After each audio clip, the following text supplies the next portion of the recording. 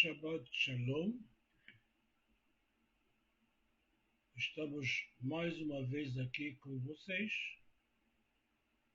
para um breve comentário sobre a Parashá desta semana. Como vocês veem, a janela do nosso quarto blindado já está aberta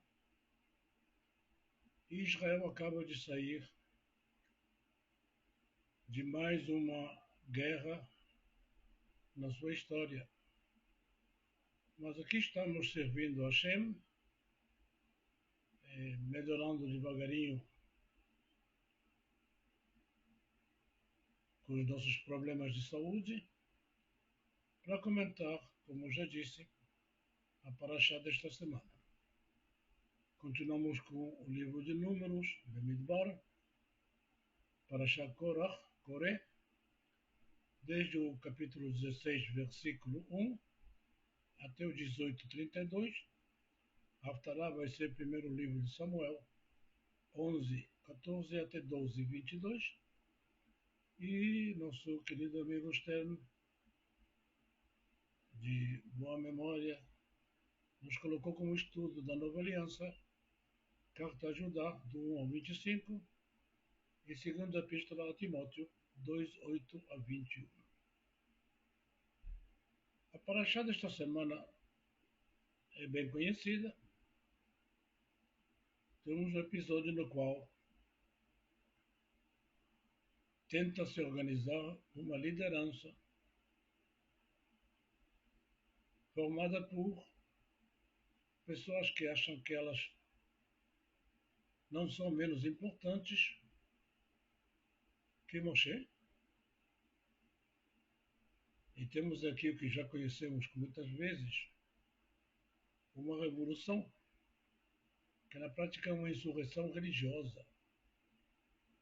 Neste caso, a religião e a influência política estão juntos. E esse grupo acha que eles devem ter parte na liderança e que não seja apenas uma exclusividade de Moshe. Moisés, por outro lado, na humildade dele a vida toda, ele diz ao Senhor: mas não tomei nada deles, não peguei nada que não fosse meu. Ele ainda não consegue entender, na sua inocência, que essas pessoas não querem servir a Hashem, não querem, o que eles querem é, na prática, ser importantes, ser líderes. E como não são ordenados ou preparados pela mão de Hashem para essa liderança, eles decidem que vão fazer tudo sozinhos, por conta própria. Nós podemos fazer tudo o que Moisés faz também. Não somos menos do que ele. E o castigo vem. O castigo vem para eles, para suas famílias, para todos aqueles que estão seguindo esse caminho, e inclusive um pouco mais tarde para aqueles que acham que o castigo foi pesado demais, terrível demais. E também são castigados. Qual é a lição que nós aprendemos na vida de hoje com esse episódio na Torá? Tem muitas pessoas que vão dizer: isso é exagerado. E com certeza isso não aconteceu. Mas nós não estamos aqui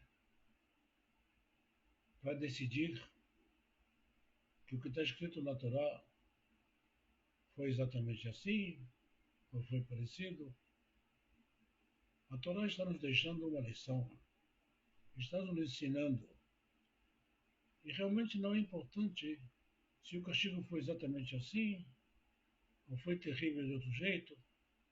Uma coisa está clara: o castigo da mão de Deus está prometido se você não cumpre as suas leis. O castigo da mão de Deus está assegurado, mais cedo ou mais tarde. Se você vai realizar de propósito coisas que estão contra a sua palavra, contra aquilo que ele ensinou. Ou, no caso deste evento, o que nós vemos é vaidade. Não é a razão servir a Deus.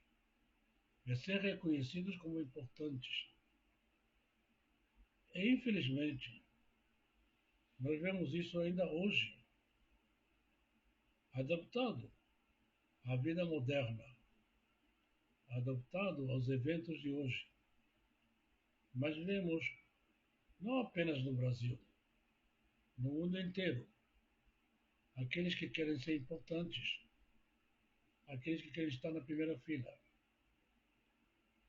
aqueles que acham que uma sinagoga ou uma igreja é ostentação, é roupas caras, carros caros. Todos esses indivíduos, seja qual seja o seu título de liderança, eles têm a enfermidade de Cora. Eles têm a vontade de aparecer, de ser importantes, de aparecer nas fotografias, de eu sou eu. E nós também vimos e temos visto uma e outra vez como muitos desses indivíduos são castigados, às vezes de forma terrível, pela mão de Deus. Porque a lição continua sendo a mesma.